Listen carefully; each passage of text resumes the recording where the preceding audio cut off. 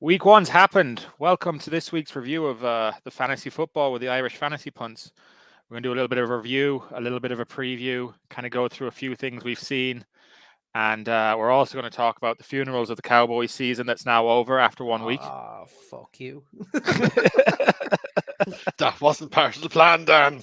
Yeah, that was nowhere in pre-production did we mention the fucking count. We said we were going to be strictly fantasy. I am not able for the heart ache of a new season already. This is painful. Pre-production.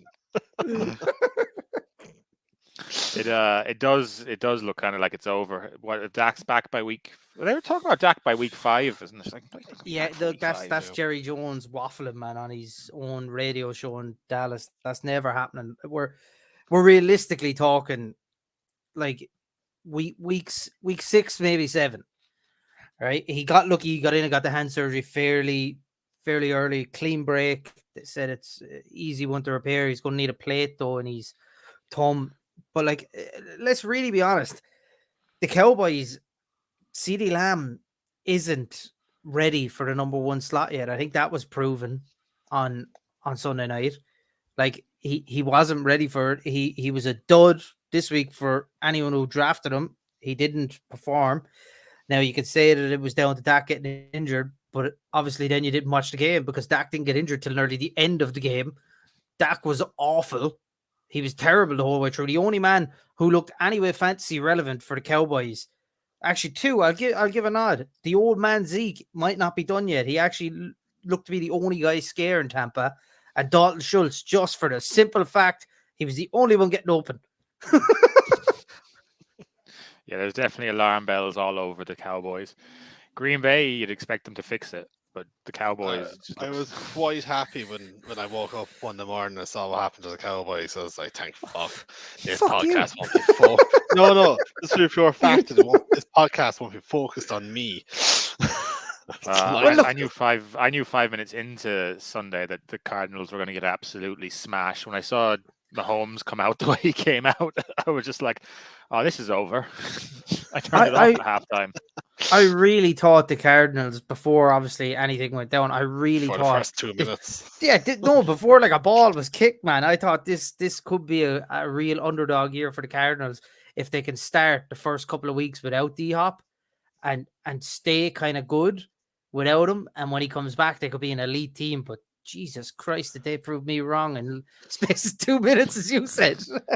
They were defensively shocking. Like, stop. Yeah, there was no Rondale Moore either. There's a guy called Greg Dortch catching passes. Like, I wouldn't mind Dortch, but Dortch actually had a great week. What a name! It's a great name, Greg Dortch. Hey, good week, man. Good. If you somehow manage to say that guy Dortch, going to pick him up in the last round of my draft. You, my friend, are a genius. How did your fantasy weeks go? Mine was, I had a very clean week 1. I won pretty much everywhere. I was saved by my wide receivers in our league, to be honest. All my running backs did all right, I guess. Henry was bad, but then I had Henderson and Hunt on the bench, and Hunt was amazing. And Henderson, as I said, anyone who listened to us and anyone who drafted Henderson over Akers, Henderson was the lead back week 1. And I can see that going on from here. Well, we'll get into Cam Akers and Henderson later anyway, because we have to do the studs and duds, and Akers will definitely be a dud. Spoiler. Jamie, how did your week 1 go?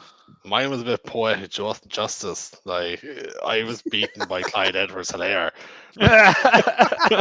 which is just insane, and by the Packers, because the Packers defense. And between the two of them, Clyde Edwards got like 20 points, and the Packers got a point. And I got beaten by 14. I should have won it. Like, oh, sure. Neve, the fiance, she scored 130 points this week in a half PPR, and she still lost. That was sick, yeah. That was awful, man. I felt so bad. The death stare I got on Monday morning was just like, oh, you do fantasy for all of your pastimes, do you? Well, you're not fucking any good at it, are you? But like, in fairness, the team she was up against, like, you had Mahomes Barkley, who actually came back and looked like the Saquon of old. Like, that's unpredictable. Like, there was no way anyone in their right mind was saying, even I think his ADP was down. Was he late second, third round this year? Jamal Williams. Back to second, yeah. Jamal Williams of the Detroit Lions. Like, come on.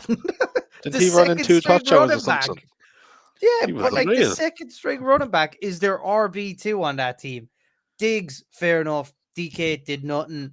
Dallas Goedert, solid week for a tight end. Hold up.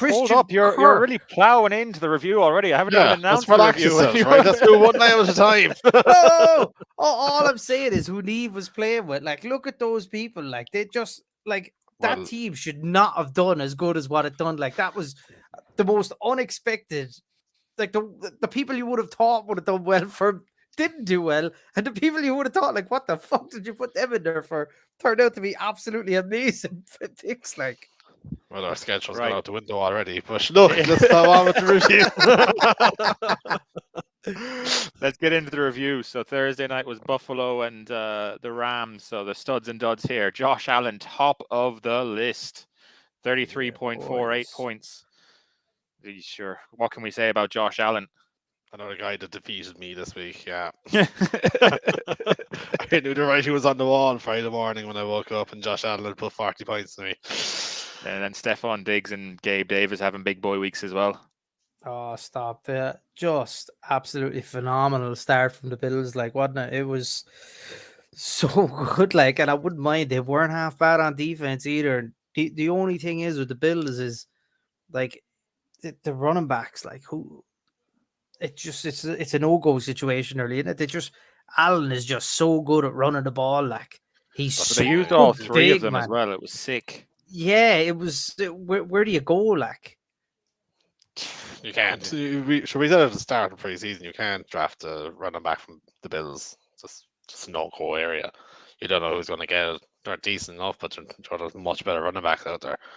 And then on the Rams side, then Cooper Kupp managed to score a ridiculous amount of points, even though the Rams only scored 10 points. So we don't really need to say that Cooper Kupp is good. And then the running backs, like Shane said, Akers, we said he was just don't draft him and go get Henderson cheaper. And Henderson is the lead back there. Henderson, even his average rated points per week just skyrocketed on, I think it was a Tuesday morning after everyone was kind of totaled up.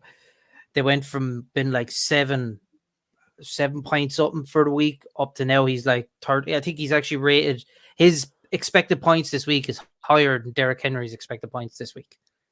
Yeah, like did you see the line for the Rams game next week? They're like 10.5 point favorites. Yeah, it's crazy. We'll get to that in the preview. Yeah, I think Higbee there now is a good pickup in the waiver this week. He got a lot of receptions there last week. Was it 5 for 11? He went. He went 5 for 11. Yeah, he's getting targeted a lot. If you want a tight end, he's definitely free. He's free in ours, isn't he? Oh. Don't know what that says about us. New Orleans beat Atlanta in one of the strange games from the early window on Sunday.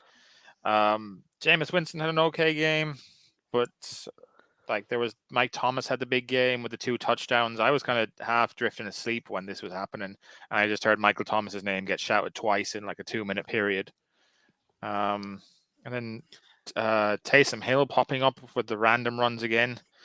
I don't know. Can you put Taysom Hill into your team, because you could get absolutely nothing next week? I don't know, man. I think Taysom Hill is a sneaky pickup. I did it myself this week. I really think it's going to be a package that they keep using. He won't get a touchdown every week. Look, that's not going to happen. The risk is, do you want a tight end in your team who can bust out and get 20 plus points, be up there with the likes of Kelsey and that every week? Well, not every week, as I said, but like once every 2-3 weeks. Or do you want a tight end who might get you a point or 8 points? Do you know, tight ends are so unpredictable anyway, especially in the middle of the pack. If you don't have one of the top guys, I don't think Taysom Hill is a bad option. I think Taysom Hill, he could sit you in that happy medium. He catches, he runs, he passes. He has so much opportunity to score. Yeah, I don't know. He's practically a running back at this point. And Kamara just wasn't having a good game, and they just kind of went to hill, and then he got the points. He's not going to do that every week, and when he doesn't do that, he's going to get you nothing. He's not going to catch a lot of ball. He's just going to run it. And then Cordarrelle on the other side, then he had a big game as well. Like the other running back went out injured, but still, Cordarrelle going to be useful again this season. That was insane, man. What was that? He had 22 carries, 120 yards, 1 touchdown, 3 out of 5 receptions, and 16 yards on the carries from the receptions. Like that's a monster game for Cardell to start the year. Like proved us all wrong. I really didn't think they'd go to that again. Moving on to Cleveland against Carolina, then the Baker Bowl. This was nasty to watch. It was just terrible. But Kareem Hunt does what he always does. He lets Nick Chubb do all the work, comes in the 20, and then takes all the touchdowns, which I was very happy with because I drafted Kareem Hunt everywhere late. So I got a massive points in most of my flex leagues from Kareem Hunt. Chubb had a good game as well with 14.8, and then the rest of it was crap except for that long Robbie Anderson touchdown. Well, this game was all about Cade York, my kicker of the week. What a man! That's a new segment. Kicker of the week. Oh Jesus, Dan will just cancel the show here now. No kickers. Good night and God bless, guys. I'll go away. San Francisco, Chicago. 10 points to San Francisco, 19 to Chicago. This was nasty to watch. I don't know if we can take anything from this game because of the rain. Absolutely. Well, we can take it that Trey Lance can't play in the rain. If it's raining, bench Trey Lance. I don't think there's any real fantasy players to talk about here. Like, you can't really judge them too much, though. Like, to be fair, look, it was horrific. People who wanted Ayuk, I would say maybe he had a bad enough week for what you want out of Ayuk. Is he going to go the whole season up and down again like this? I don't know. Is it time to drop him? I'd probably hold him myself for another to maybe week 3. I think he has the upside value. Just if he's not there, I think about trading him or maybe dumping him for a waiver wire target who's been absolutely popping off that isn't getting picked up. But like there was 2 standout real guys here who disappointed everyone, and it was Darnell Mooney and Cole Kmet. Everyone thought Cole Kmet was going to do something this weekend. He didn't do anything. He got 0. Was it 0? Yeah, I had him on I had him in the team in my league, and I got a nice 0. Still got the win, but it's only because the guy I played also got 0 from the tight end slot. Tight end sucks. Tight end sucks at times. It really does. See, this is my point. Going back to the Taysom Hill thing. This is my point. I have to stop you, Shane. We can't keep talking about Taysom Hill. Aye, that's just the point, man. You could get a big fat goose egg off of a tight end. What's the point in getting one off of Taysom Hill when you could just be getting one off Cole? We're not drafting Taysom Hill. Okay, moving on. It's too late to draft him. You have to get him off the waiver wire, you dick. Pittsburgh versus Cincinnati. This was the most ridiculous game I've ever seen. Pittsburgh win 23-20. Just they were trying to lose the game, but from a fantasy perspective, Joe Burrow, after like 4 interceptions, turned out to be kind of okay. Joe Mixon is a beast, even though he didn't score. Jamar Chase he just did Jamar Chase things, 23.9 points in half PPR. And we've also figured out the Pittsburgh offense is going to be absolute muck, and Najee is probably half injured.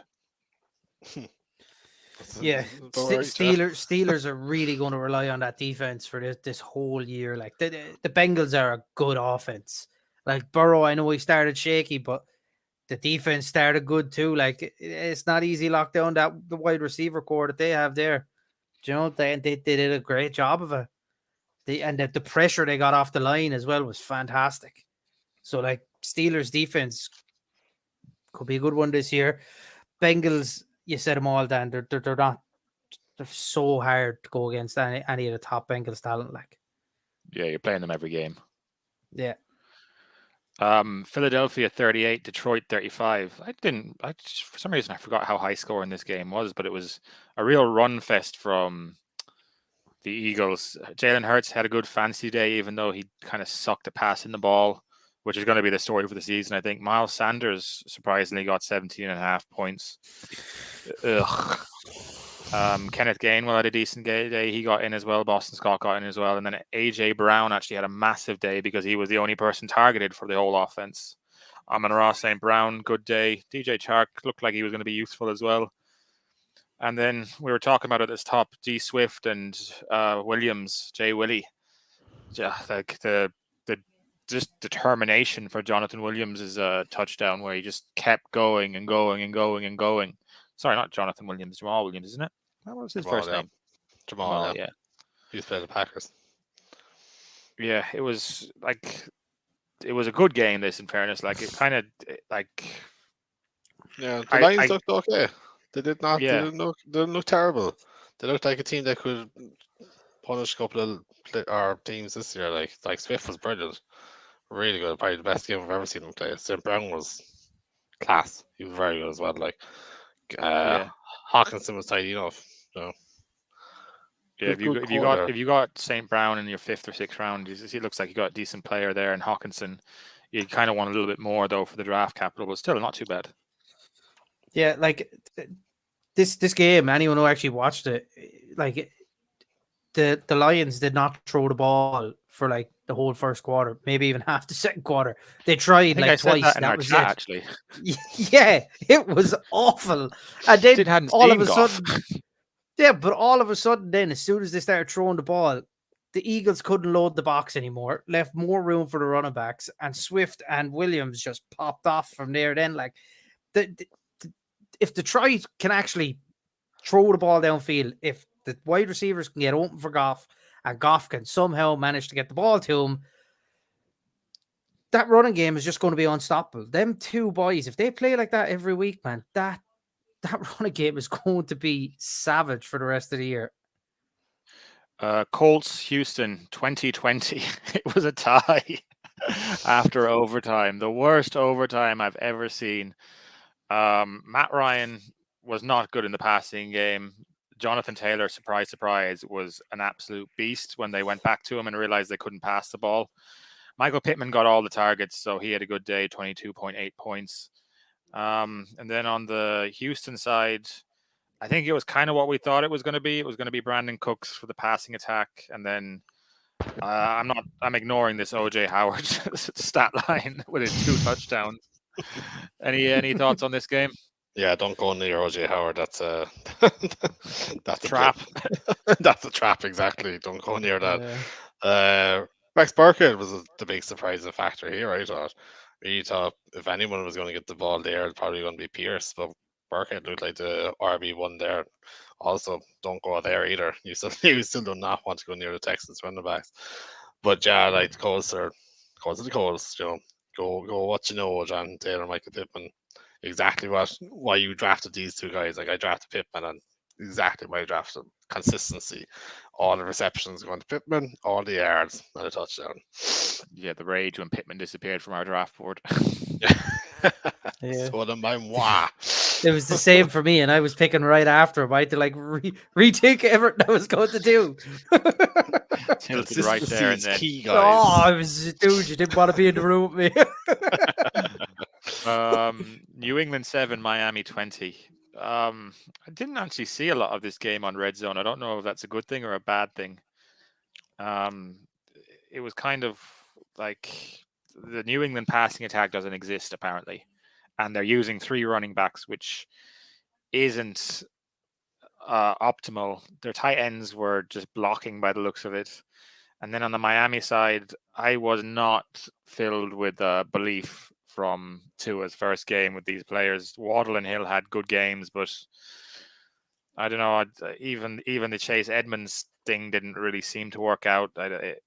Not every game is the Patriots and Bill Belichick's defense, but still, I'm gonna hold on the Miami offense for now. What about you two?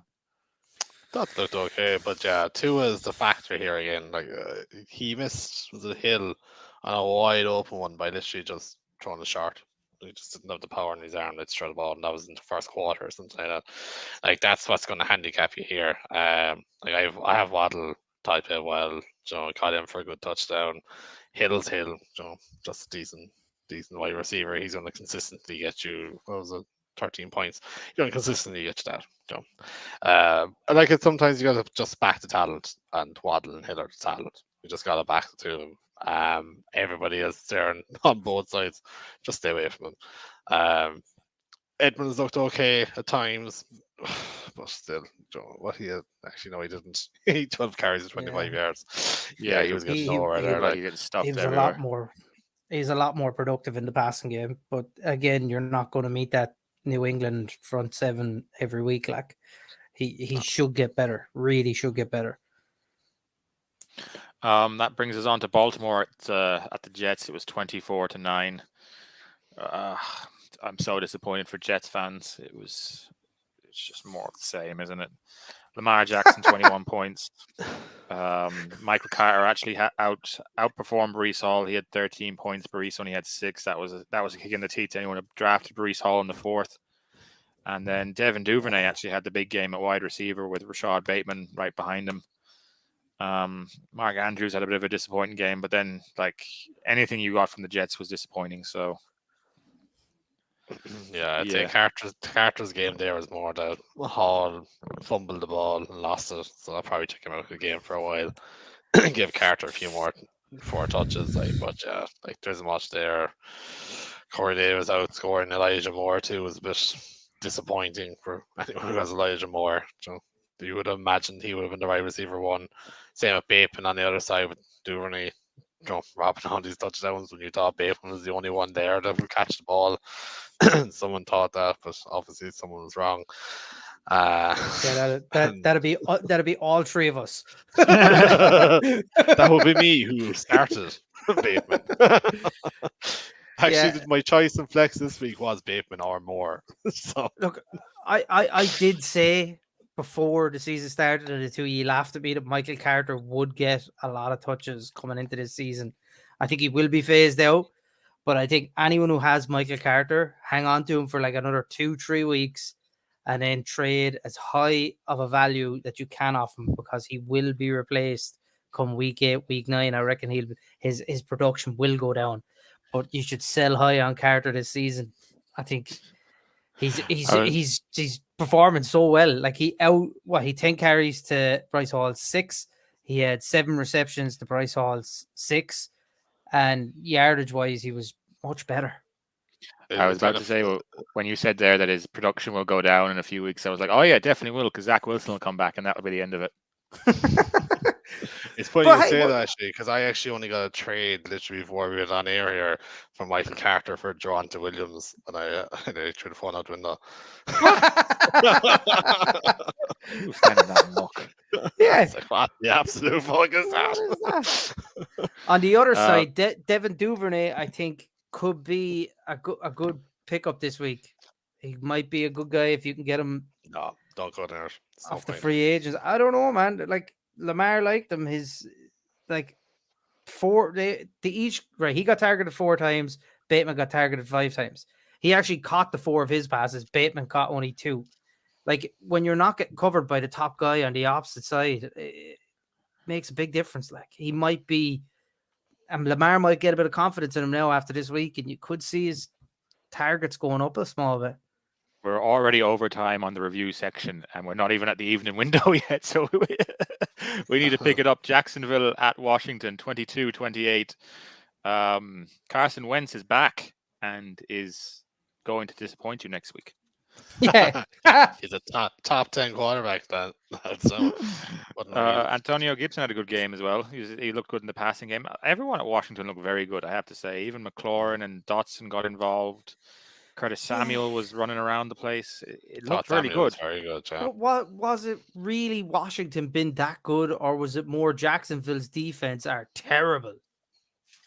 A little bit of A. Yeah, I'm not banking on anyone from Washington. Like pick up Samuel if you want to get him. I know he was free in a lot of leagues.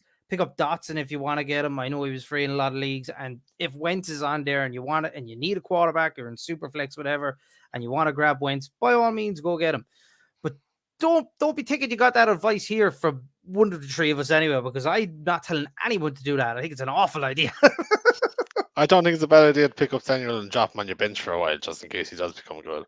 Because he was kind of doing a bit of a Debo job, or he's kind of receiving and running. He was doing a bit of everything. So like he does, if he manages to run the ball a couple of times, he might pick up a lot of points. I will highlight Christian Kirk on the other side of the great game. Like Christian Kirk is going to get all those targets. So if you give him more targets, he's going to produce. So if you can get him, get him. Yeah, he was very, very good. I was actually quite surprised at Kirk's output. The running backs then, Robinson and Etienne.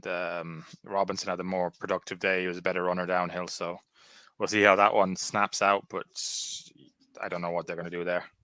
I'd say it'll be committee, man. I think that'll be a kind of an even share as well. You can see Etienne will be the third down back anyway. Definitely. He'll be the one coming in the passing game. That brings us on to Kansas City at Arizona, 44-21. So, like, what can you say? Mahomes is good. Kyler is not as good. Yeah. I turned it off at halftime because I'd seen what I needed. They'd blown them out. I don't know what you're going to do with the Kansas City wide receivers, though. It seems to be whoever Mahomes feels at any given time. Yeah, it's all Kelsey. Kelsey's the man there. Kelsey was the wide receiver to pick up. He should have picked him up earlier if he could have picked him up, because he's a wide receiver there now. He's not getting the tie-in value there. He's going to buy the tie-in one for the rest of the year. Wide receiver wise, yeah, God knows. Really, it could be anyone. I have Sky Moore sitting on the bench just to see with my sleeper. But yeah, I don't really want him anymore. Edwards Hilaire's. 1 week. He's going to sit there for a while and see what happens. But yeah, I'm not counting my chickens there. Edwards Hilaire, he's still not good. I don't care what you can't make me like him. No, you can't make me like him. Pacquiao did look good, or Pacho, or whatever his name is, when he came on, but like he's not going to play. Pacheco, that's the one. Yeah, like he's not going to play. So I was kind of, I don't know. It's my he came on in garbage time, so you don't really know. You don't know. Like, Murray was okay after having an awful game.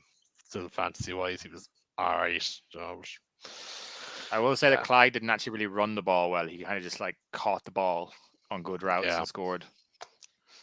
Yeah, like look, the one thing is with the Kansas City offense, someone there is going to become the guy. Like, it's not always going to be Kelsey. One of them wide receivers is going to become the guy. It's not going to be committee all year. So I wouldn't be dropping any of them just yet. I'd be holding and seeing who ends up having the best rapport with Mahomes as the weeks go on. Maybe week 5, 6, if your guy's still only picking up the average few points every couple of games, then I dump him. But one of them guys is going to hit a 20-point week sooner rather than later if Mahomes keeps playing like that. Yeah, I'd back Juju. I think Juju actually looked more involved in the majority of them. Yeah. MVS was the only one who actually caught all of his targets. And then Mecole had the second most targets and Juju was targeted the most. So at the end of the day, it's probably Kelsey, like Jamie said at the start. But what a master of the guy. Go and shock yourself. Let's move on to Jamie's pain. Green Bay 7, the Minnesota Vikings 23. Me and Shane both picked the Vikings to win this game in our weekly picks. We saw it coming. We saw there was nothing in the Green Bay offense. And then when Christian Watson dropped that that pass, the rage that ensued. You knew the writing was on the wall from there. Yeah, look, I wouldn't go panic stations just yet. Like Jefferson was just immense. Like he really was. He was an absolute beast. There was no stopping him. It didn't matter what happened. He was getting that ball. He just always seemed open, though. There seemed to be no one within like 20 yards of him all the time. No, his routes were just incredible. What was his name? Rasul Douglas, was it? He was like, yeah, give me Jefferson 1-on-1. Yeah. Like, Alexander was on him. They were all on him at one point. Yeah. I was like, why wasn't Alexander just shadowing him? But anyway, that didn't happen. He just went off for 34 points. Yeah, 34 points. He was standing out there, obviously. So obviously, if you have him, keep him. Don't drop him. Don't trade him. Don't drop Jefferson. AJ AJ Dillon had a good game as well. He not outsnapped, but he had more involvements than Aaron Jones. So if you have AJ Dillon, that's a nice little cherry for you. It's kind of everything we thought, really, with that split committee there, is what it is. Yeah. Las Vegas versus the Chargers, 19-24. Justin Herbert is good at football. He was lighting it up in the first half, so Thursday night should be good. It was weird from the Chargers, though. Like, were you really happy with anyone you played? No. He was really thrown around everywhere. Maybe Everett. Your big tree in Eckler, Allen, Williams, they really all underperformed now. Well, poor Allen got injured with the hamstring, so Allen, you can't really blame him. But like Williams got 2 of 4 targets for 10 yards. Yeah, big 2 points. Eckler 14 carries for 36 yards. Like that's not good enough. Like I was not high on Eckler coming into the season, but I didn't think he'd lay an egg like that. I thought he'd definitely do better. I thought he'd break the 10 definitely this week. I'd definitely go for Mike Williams out of 100% wide receiver one there. He's gonna without Allen there. Watch Josh Palmer explode. And anyone who said about Devontae Adams losing targets going to Vegas, thinking maybe his points were going to go down because he wasn't playing with Aaron Rodgers anymore. Turns out when you're the best wide receiver in the game, you don't need Aaron Rodgers to be good. I actually got Waller in a few leagues because I at the start of the season I was like, no, I'm not drafting him anywhere. He's going to be too expensive. But he kind of just dropped to the back of the second in a lot of leagues, and I just ended up getting him because, he was the best player on the board. And yeah, I was surprised when I was setting my lineups how much I actually had of him. That is quite surprising. Worked out well. Giants 21, Tennessee 20. Saquon Barkley has returned. No, he hasn't. His stat line would say otherwise. 29.4 points in the game. What was it? 164 yards on 18 carries, 6 receptions from 7 targets. A 2-point conversion thrown in there as well. Yeah, delight from fair play to him. I'm not. Shane's just so salty the Cowboys season is over. They're going to lose the Giants. Well, let's put a question to Shane. So, right, how about Hilliard taking over from Derrick Henry, and Derrick Henry now being an RB2? Oh, he's not an RB2. That's a joke. He's not RB2. Obviously, he's not. He fumbled the ball though. Hilliard didn't. He did, and out of 21 carries to get 82 yards for Henry, 82 yards is looked as a decent haul. You always kind of expect Henry to nearly break the 100 mark every week. The no touchdown was a killer for him this week. He was out of everyone I looked at this week, especially since I have Henry, and he is just my goat of running backs to get because I think he's just undervalued. Even though he's still top 3, he's still undervalued for me. He was bad this week now without the touchdown. So I don't really know. This is a tough one. With no AJ Brown, I guess teams obviously feel like the Giants felt like they could just load the box, go one-on-one on the outside, and the Giants aren't really that good on defense. So it could be a tough season for Henry this year. I might have overestimated the King's powers coming back from injury. He normally gets better as it gets colder, though, so we'll see later in the season. Yeah, I would not like to have a 6'4", 230-pound linebacker-looking motherfucker running at me with the ball. He does look run as quick as a wide receiver. But that's why Hilliard got so many got the 2 touchdowns because they stacked the box and had to stop Henry and they just threw the ball out to Hilliard and away he went. So the AJ Brown effect. It's the one thing.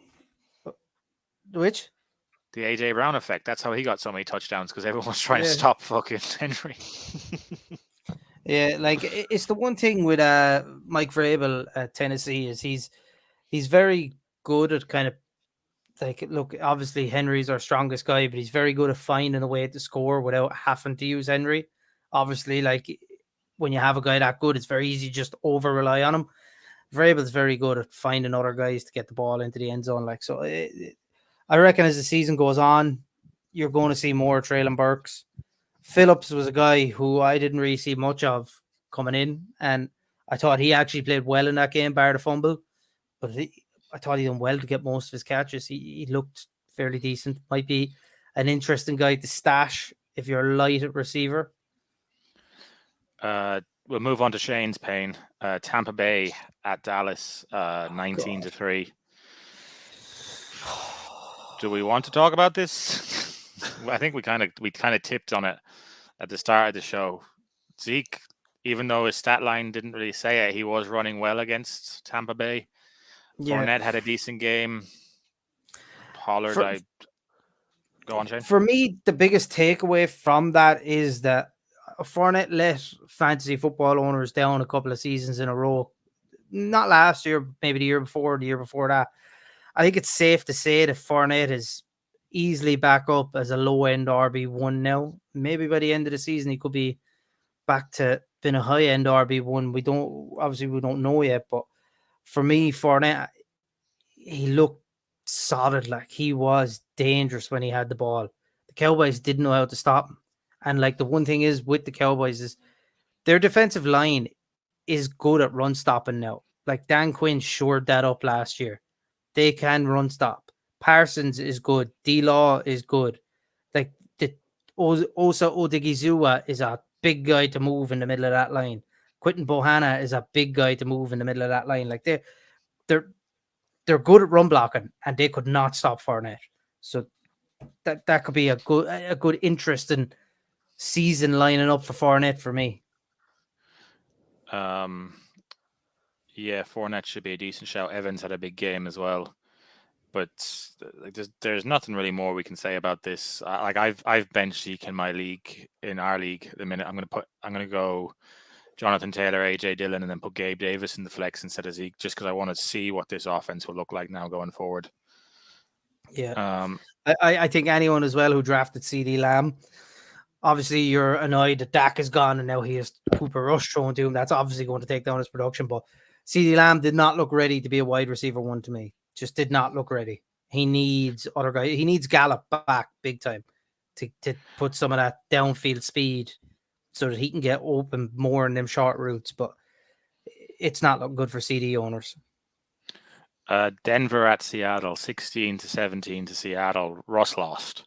He still didn't have a terrible game, Russ, but the coaching decision seemed a bit strange at the end. But Javonte Williams had 13 points. He had a lot of targets. He didn't have as many carries as Gordon, though, which was a bit surprising. I was a bit strange when I saw that stat line. But anyway, Javonte seems to be showing that he's the back he is.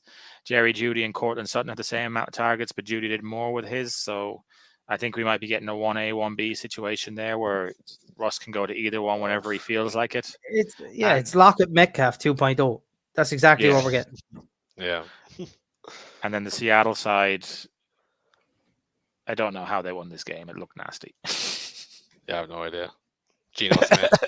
Yeah, Geno the G, man. He's top G this week. What's he say? They try to write me off, but I ain't writing back. Yeah. What a legend. I love it. He's my favorite quarterback now. This league for this one might be an interesting pickup again. I know we're shooting out tight ends here, but Disley, man, 3 targets, 3 receptions, 43 yards, and a touchdown. Geno Smith seems to like his tight end so far. Might be one to watch for the weeks to come to see how much work this league gets. Probably likes them because he can't throw it past them. It's going to be a long season for Metcalf owners. The deep falls are going to be coming too regular. That'll move us nicely into next week's preview then. So week 2, we'll start off. Where do we start on week 2? We have the Chargers against the Chiefs. Play everybody. It's going to be a point fest. Yeah. Yep. This is Mike Williams. Put him up there now. He's going to be star player here. definitely. Yeah, we're gonna go Mahomes. We're gonna play Herbert. We're gonna play Eckler. We're gonna play Clyde. Jamie's salt will be there now. Yeah, Clyde for me against this defensive unit from the Chargers. This isn't going to be Clyde's week. I'm sorry, Clyde. You can forget about. I like the wide receiver options again for Kansas. Obviously, Mike Williams. I agree 100% with Jamie. Now that Allen is doubtful or out for the game, I think Williams is going to have a serious game. But this Chargers team is my dark horse. This is actually my pick for the AFC Championship game. I think we're getting a preview of the AFC Championship game this Thursday. So, Jamie, any thoughts on Clyde? He's always going to be predicted to get big points, but he's just not going to do it for you. Like, it's always just inflated. For some reason, people still think he's a great running back, but he's not. Like, he really isn't. He didn't run that much last week. He just was lucky to pick up a couple of early touchdowns, and that was it. I hear you saying, like, I just wouldn't play him. I would actually trade him away this week while he's up in value. Try and get someone, I don't know, anyone in. Would you take trade Clyde for Miles Sanders? Would you do Clyde for Cordero? Maybe. Ooh. Yeah, I think I'd take that trade. If someone offered me Cordero Patterson for Clyde Edwards-Helaire, I'd take that now. Probably would, yeah. Miami at Baltimore. I don't like this game much, to be honest. Like, you're playing Lamar Jackson. You're probably going to stick with Chase Edmonds and see what happens. Tyreek Hill and Waddle are in your team. Another shot for Bateman. I think Bateman's the only real question mark. Duvernay is one to watch for me, man. I'd put Duvernay on my bench, but I don't think I'd play him this. I want to see another week. Oh God, no! Yeah, I wouldn't play him. Like I'd be watching him this week. Jets at Cleveland. Oh, the early window is just nasty this week, isn't it? We got to watch Joe Flacco and Jacoby Brissett. Ugh. Don't play any Jets. I'm saying it now. Just don't play any. Well, you got your obvious Chubb and Hunt. After that, probably not. Yeah, I'd be benching Amari Cooper as well for a week and see what happens there. Yeah, like you have two quarterbacks there are just not good. Like Washington at Detroit. This will be a fun game. I think they're both kind of plucky upstarts. Shane, who's your pick then from this game? I would take Detroit. I think they have the better quarterback. They have the better running backs. They have the better wide receivers. They have the better tight end. They're not in the NFC West or NFC East. Yeah, the Commanders' defense it is a good defense. Like Rivera has put together a nice defense, and he kind of inherited a fairly nice defense.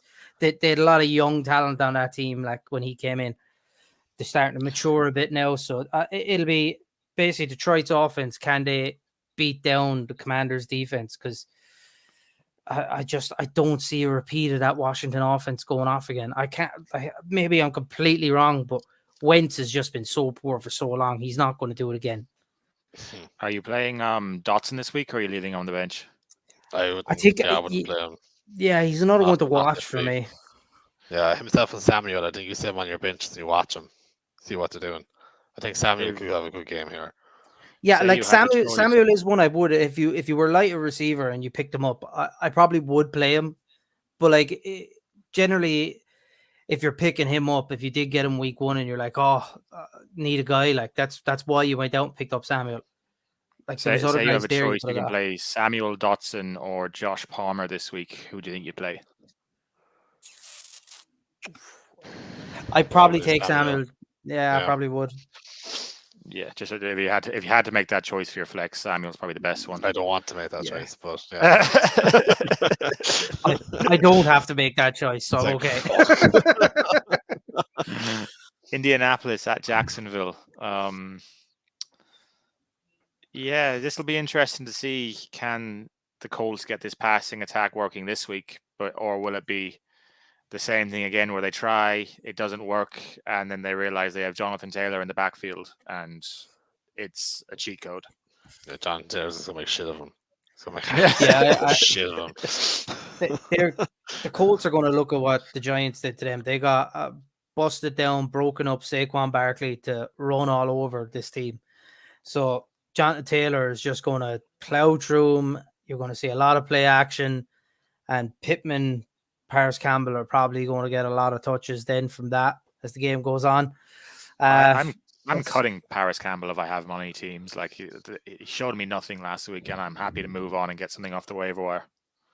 Yeah, fair enough. Yeah, like if you're but like obviously you're not going to get rid of Pittman. Then like Pittman's going to be, I think, high scoring again this week. I can see Pittman half PPR hitting 25 plus maybe this week. I think he goes Pittman for 2 touchdowns and 100 yards easy. And then Jamie, you doing anything on the Jacksonville side? Do you even have any Jacksonville players on any of your teams? No.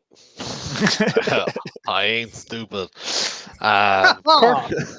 Kirk could be a good pickup here. They're probably going to be chasing the game, so they're probably going to have to throw the ball.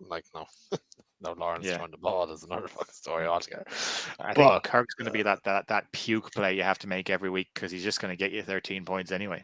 Yeah, looking on Sleeper here, he's predicted to get 11 points, but yeah, sure, that's inflated. I can't see 11 points in him, but if you need to play someone if you want to play someone on Jags, it's probably Kirk. Well, the other side of this is the Colts defense played possibly the worst team in the league last week, and they were awful. So Kirk could have a field day against these guys. Like I did draft the Colts defense week 1, and that was a complete mistake because the defense I wanted was the Chargers, and they were gone. I was like, I'll just pick any defense. Doesn't really matter. Tampa Bay at New Orleans. This should be a tasty enough game. I don't know what to do with any Saints players. Like I don't feel like I can put them in my lineup, but I think you probably should play Michael Thomas and see what you get. Yeah, I think Thomas, man, was a steal at his ADP this year. I think he was always going to come back.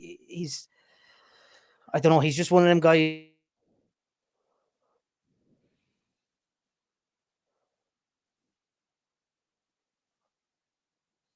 He's frozen. I was kind of waiting. I was just there like, did he freeze or is it just on my end? So I didn't want to say anything. This is just a segment now.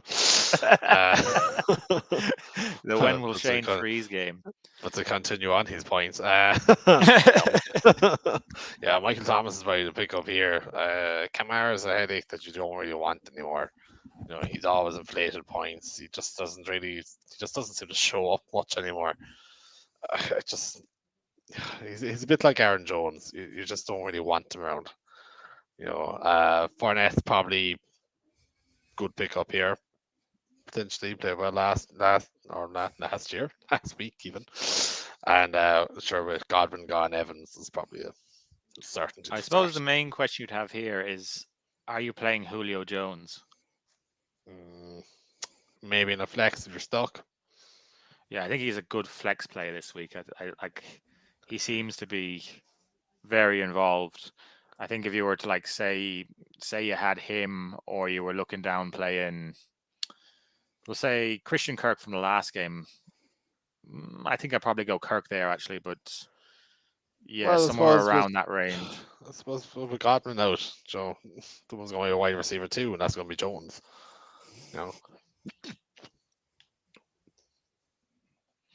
Yeah, I text Shane to see what happened, and I just got expletives about the internet, but now he's just disappeared from his window, so I don't know where he's gone. Now he's walking around his room. It will not stay for some reason, whatever is going on. So I'm like, just getting ready to get it again. We are a high production podcast. This is why we need the barrel t-shirts. We need revenue. Carolina at New York. Baker Mayfield versus Daniel Jones. I think this is more the running backs that Shane hates. CMC versus Barkley. 100%. Yeah. Yeah. You start no one else here except for those two. I'm so disappointed about Kadarius Toney only getting 2 touches. I wanted to see more of Toney. He looks explosive though. I don't know why they weren't giving the ball, because he did look quite well whenever he got the ball. the talent is there. It's just like they don't know how to use them. It's so Giants-esque. Yeah, I had to drop him in our league because I needed to. My opponent this week has Najee, so I was doing a bit of keep aways, just go get the backup. What was his name, Warren or whatever. So I was like, he's not having him, so I want him to not be able to play Najee and not have the backup. So I was like, I'm gonna have to drop Tony, but I really didn't want to. Yeah, I was going to pick him up, but then I didn't want to drop anyone on my bench. So Yes, so you're probably safe to get him back in a couple of days, dude. Right. Yeah, that's what I was thinking. I was thinking it's probably only me who has this obsession with Tony. You do have this weird obsession every now and then with some wide receivers, don't you? It's strange. Yeah, you just go for them. Like I think last year you had a bit of an Ayuk fantasy. Yeah, I just really believed in Ayuk. I still do think he's going to be good at some point. He'd probably be better when he leaves the 49ers, I'd say. And Shanahan's not ripping into him the whole time. Yeah, something's got to change for him because he's got you see it when he gets on the ball. He's one of them guys. He does have talent. Like it's just they don't get him the ball enough. New England at Pittsburgh. This will be just stay away. I can't see many points in this. Like I'd say the over/under must be quite low. Yeah, it's going to be a pure defensive battle, isn't it? It's going to be, can Trubisky turn the ball over less than Mac Jones? I'd say we'd be lucky if we break 30 points in this game. Ooh. Yeah, do you know what? I'd actually agree there. Yeah, I don't think either of them. Yeah, maybe 2 touchdowns apiece, maybe. Yeah, just don't play any of the players. Like even Najee, I wouldn't be playing him with that bum leg. Maybe the receivers. Would you play Claypool and Deontay? I suppose you would play them. No, well, at the minute, I'm probably, if I have another option on the bench, I'm probably dropping Claypool to the bench at the minute. Well, I've seen Claypool on waiver wires. I don't know. I think you just stay away from him unless you're really stuck. Yeah, just pick a different option. Seattle at San Francisco. We actually get to see San Francisco in the not rain. That wasn't rain. They were just in a swimming pool. They were playing water polo. That was ridiculous. Yeah. There's two guys you're playing in this game, and that's Debo and Kittle. And after that, I don't want any of the rest of them. I don't want to have to rely on anyone else in either team. Word on Kittle? Is he practicing? He seems to be. He's good to go for the game. He's projected to get 9.63 points apparently. Okay, that's very low for him though. Like, no, Jeff Wilson could be a call here, but then you're playing 49ers running back bingo. It's not the kind of running back style I like to have for fantasy. You want to find them bell cow backs wherever you can, and 49ers don't play that way. Atlanta at the Rams. I am sorry, Atlanta. This will be a bloodbath. The Rams are going to be pissed off. Everyone in the Rams that you possibly can. Defense, kicker, tight ends, wide receivers, running backs, quarterbacks, the whole shebang. Just play the Rams team. I might bench Allen Robinson and just wait and see. You might even play Cam Akers here. If you're really stuck, you could even probably play Cam Akers because he'd probably get a few touches after about 40 points up. I think it's like a 10.5 point spread as well. It's about 10, I think, yeah. Like Robinson did not take any of the target share that people thought he was going to take from Cooper Kupp, did he? Like he just did not impact that at all. Nope. Stafford likes one guy and he threw the ball to him as many times as humanly possible. Yeah, and Henderson looks like he's going to be the dude to tote the rock for him. So they're them and Stafford. Like I would start Stafford if you have him. But yeah, Henderson, Stafford, Kupp, they'd be 3 guys I'd be looking at starting. I think Higbee as tight end too would be a good pick up there. Yeah, Higbee mightn't be a bad shout if you're stuck on a tight end again. Would you play Stafford against the Bengals, or would you take a shot with Jameis against the Bucks? Oh, I take Stafford against the Bengals. What question is that? Sorry, they're not even playing the Bengals. That's Dallas. Yeah. I was like, that Bengals defense last week was terrible for ages. I was like, I definitely take Stafford. I flicked onto the Dallas game because I was as I'm doing these, I always move on to the next game just to keep myself concentrated on keeping the show moving. That concentration. Then I got very confused well. because I just looked up and saw Cincinnati, and then I was like, "Hang on a second, that's not what we were talking about." But that does move us on to Cincinnati at Dallas. Smooth. I have picked up the Bengals defense in our league. Yeah, big. Fair enough. Yeah.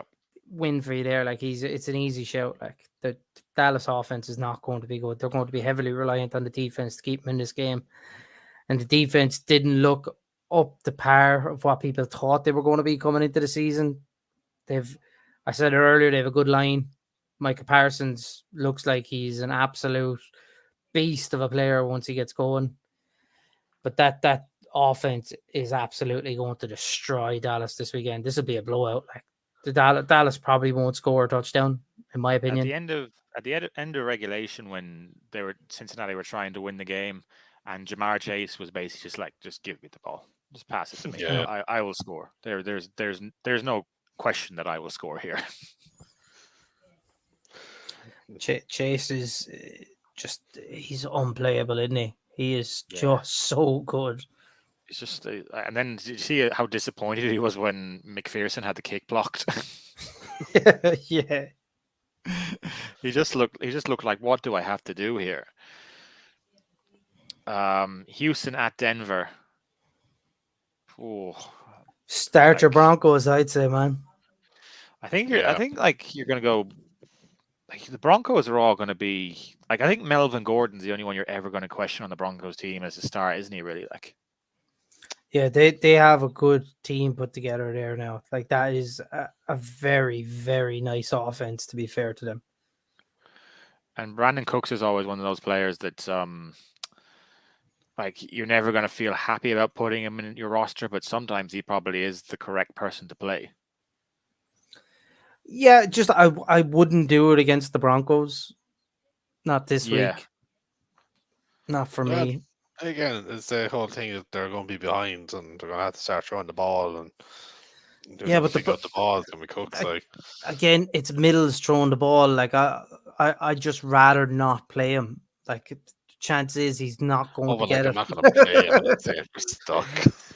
Yeah, I think that's the thing though. Like you just don't want to play him, but you probably should is the issue, because like Jamie says, he's the only person who's going to get the ball.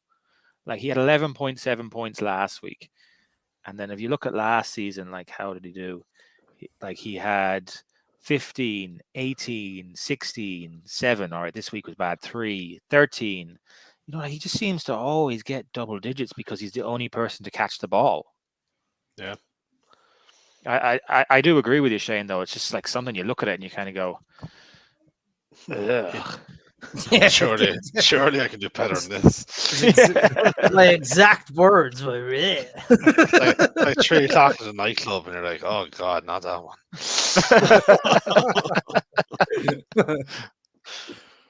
Oh, come here anyway. Arizona versus Las Vegas. I just don't want to watch this. We're 2 games into the season and I can't do it. Like, yeah, your receivers need to step up. That is that. Like, if Arizona is going to be good, they need Marquise Brown, they need AJ Green to really step up their game for the next 5 weeks. Greg Dortch. Dortch was like, but he's not a game winner. Like, you need those 2 guys to step up, and Connor has to get better on his yards per carry. He was saved last week in fantasy by the touchdown. Without the touchdown, he was in bad numbers. Like his yards per carry have to improve. Like Cliff Kingsbury just needs to go. Like the route trees of some of those players are just like, what are you doing here? Like why is this person running 5? Like some of the routes Hollywood was running, you're just like, that makes no sense. The man's pure speed. Just make him run 9 routes all fucking game. Player Devontae Adams, because the Cardinals don't have a secondary. They just, yeah, Hunter Renfrow for me as well. If you have Hunter Renfrow on your team, basically all the pass catchers for the Raiders. Just put him in. Yeah, he's a good flex option for me this week. Is Hunter Renfrow. You probably play Kamara's- most of the Raiders offensive players. To be fair, you probably play Jacobs, Adams, Renfro, Waller. I did for him. Yeah, Jacobs kind of scares me a bit. Mm. Chicago at Green Bay.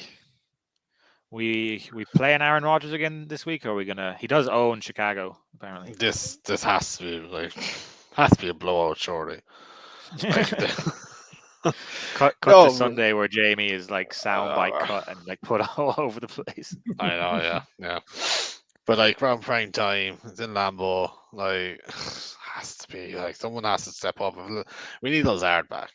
Yeah, it looks like he's going to play as well this weekend. Yeah, and if Lazard's back, play Lazard. Play Tanyan. Tanyan's the sleeper this week. Definitely. I would 100% play Tanyan. You kind of want to stay away from the likes of Christian Watson for a while. You play Jones, you play Dillon. On the Chicago side, gosh, do you want to go there? Maybe commit again if you want to chance it again. But after that, you might. But after that, you might just give up on it. Am I reading the schedule wrong? Is there 2 Monday night games next week? No. No, there. Yes, there is. Yeah, there is. Yeah. Yeah. That's weird. Yeah. 2 Monday night games. That is weird. Very odd. Sorry. Yeah. It's Tennessee at Buffalo. It's a great game. It says here, like, for obviously it's Monday night in America, but for us it says Tuesday 12:15 a.m. and then Minnesota, Philadelphia after that. But like, I've never seen that. Josh Allen, Ryan Tannehill. You're playing Josh Allen. I'm like, I don't know. I'm going to play Tannehill. I might try and find another option there.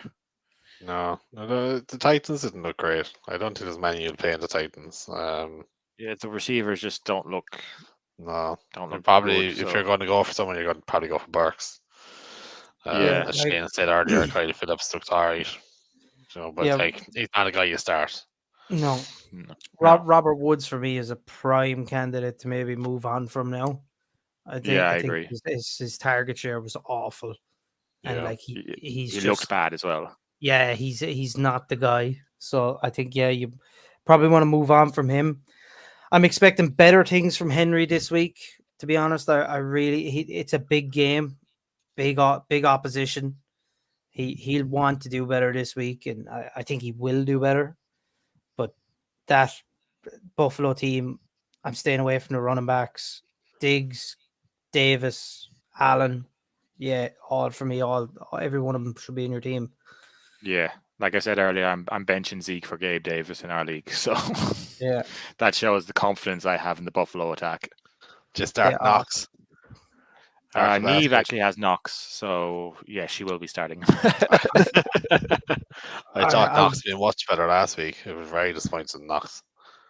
Yeah, it was a weird game for Knox, wasn't it? Like after getting the bag as well, you would have thought like all that money in his pocket, he would have been playing well, but they just didn't seem to weighed him down, man. Weighed him down. He couldn't get through the routes. With big bags of cash in each hand, I couldn't catch the ball. Yeah, he couldn't drop the cash. That brings us on to the last game of the week. Then the second Monday night game, Minnesota at Philadelphia.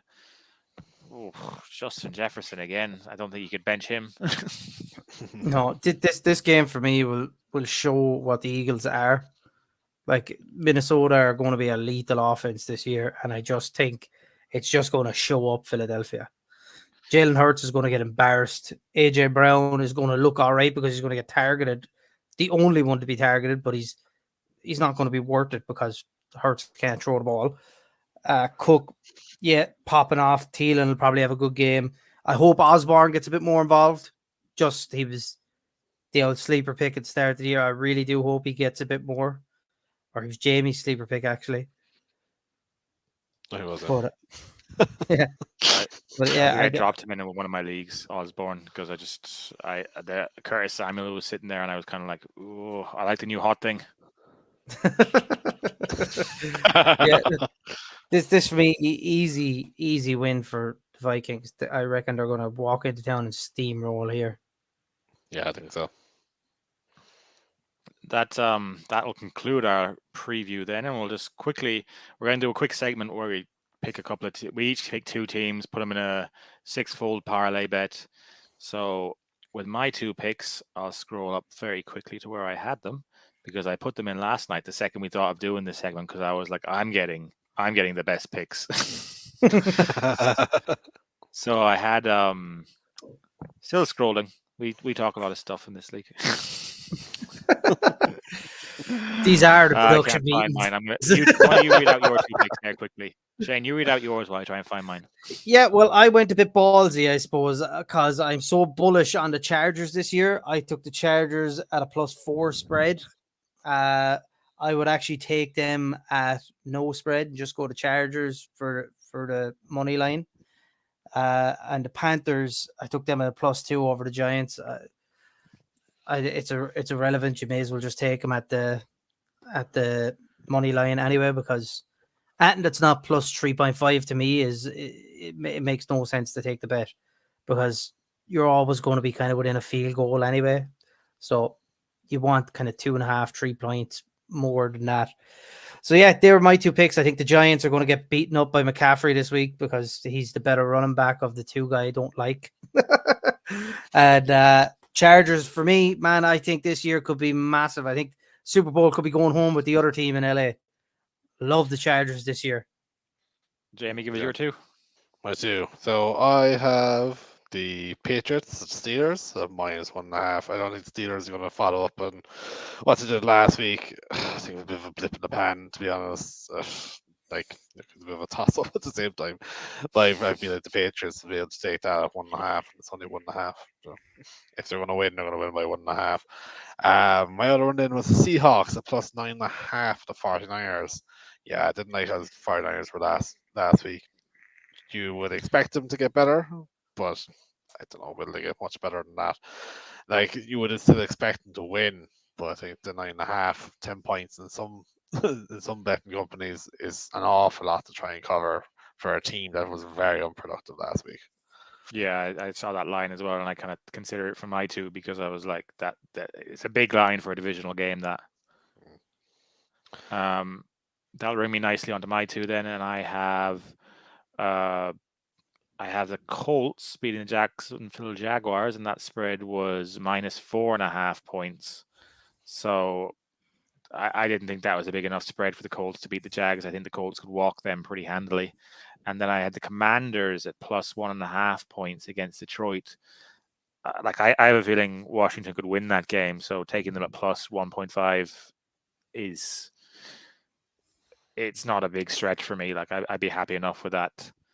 So if I just put all those together, then we have Washington, we have the Colts, we have the Seahawks, we had the Chargers for Shane, we had the Patriots for Jamie as well, and then we also had, who was your last one, Shane? The Panthers +2. Yeah, I'm taking mine at no spread on mine. You don't. You don't want the spread. Nah, I got to go big, man. Go big. Go big, go hard, go home, lad. I suppose yours are both plus differentials anyway. Yeah, so you're getting ballsy with it. Yeah, gaining money, man, is what it's called. All right. Well, we put those together then. Those 6 together, and we'll do an accumulator. Five each, 15 quid on it. What's that return? Someone get the betting apps open quickly. We've dead air to fill. Were doing it. I was sitting there reading them out. You talk, I'll find out. do. It's going to take me longer than that, so you might still talk about something else. We've literally spent an hour talking about football. Yeah, I got the Chargers and the Panthers on the money. Well, who did you do, Dan? I did the Commanders +1.5 and the Colts -4.5. -4 here now. They're after shortening the line. I still take it anyway. Jamie took the Steelers at -2, was it? Patriots -2. Or Patriots -2, and the Seahawks at +9.5. Seahawks are where? Seattle. Very funny, Dad. Oh. All right, 15 quid on that is returning €1,380 and 80. Oh, that's wrong. €15 on that is returning €1,150 and 66 cents. Easy money, that. That's all right. There you go, man. Yeah, that's That's 500 quid to the two of you each, and I get the rest. Hang on, we've got a couple of questions here. Would you trade off CMC for Jefferson? No. Yeah, I would. Yeah, I really Lovely. think CMC is a walk-in injury waiting to happen. If you're giving me a guy with the production rate of Justin Jefferson, he's young, he's talented. I'm going away from the running back and I'm taking the wide receiver all day, every day. Yeah, Jefferson seems like a couple last year. Like, he's probably going to blow all the other wide receivers away. And look at that that running back production. So yeah, would. If it's PPR, I'd take Jefferson. But then again, CMC basically had all the Panthers targets as well. So yeah. Yeah, so they're basically lining CMC up with all of the workload to get injured again. Yeah, as the Panthers do. Another question here: should I trade Zeke and Coop for CEH and Keenan? I assume Coop means Amari Cooper. So Zeke and Cooper for CEH and Keenan. Keenan Allen. Yeah. See, See, he's injured now, so Amari Cooper is just. Yeah, Amari Cooper's as good as injured. Yeah. So I think I want CEH and Keenan. No, I don't want CEH. I don't want them. I think Dak is out. Zeke is going to become the workhorse. Zeke is going to get more and more of the ball. I would keep Zeke definitely, and if you can trade Amari Cooper away and get Clyde Edwards-Helaire, I would do that if that's the trade that they're willing to do on that. But I definitely try ship Cooper somewhere. Last question then we have Drake London or Valdez-Scantling this week. So Valdez-Scantling is against the Chargers, and then Atlanta are playing. Who were Atlanta playing? And we were talking about it earlier. Oh, they're playing the Rams, aren't they? Yes. Oh, Valdez-Scantling all day. Yeah, so Drake London is basically going to have Jalen Ramsey on his back all day for that game. Yeah. Ramsey be playing in the slot a lot, so Ramsey might end up just on pits basically the whole time. But still, I want the Thursday night game. That's going to be points everywhere. Yeah. Cool.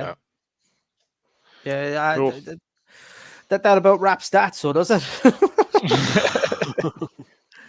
Thanks for all the live questions, guys, and yeah, I think we had a good week. Don't forget to put the bet on, make us some money.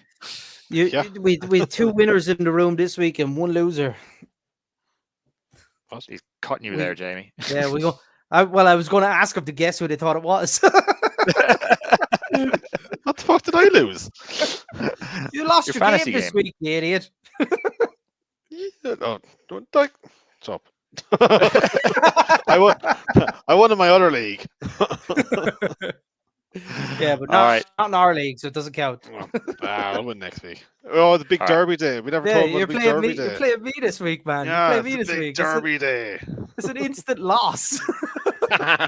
You know when there's nothing on the line and it's regular season that I always win. And when it's to get into the playoffs or in the playoffs, then you win. So I give a pep talk to the boys and the lads, we can't fucking lose this one. Come on. Do it for Tip Town. Oh, Jesus Christ. All right, guys. On that note, we're gonna wrap it up because it's been going for an hour and 15 and I want to go eat some food. Okay. Good night, everyone. Night, guys. Good night.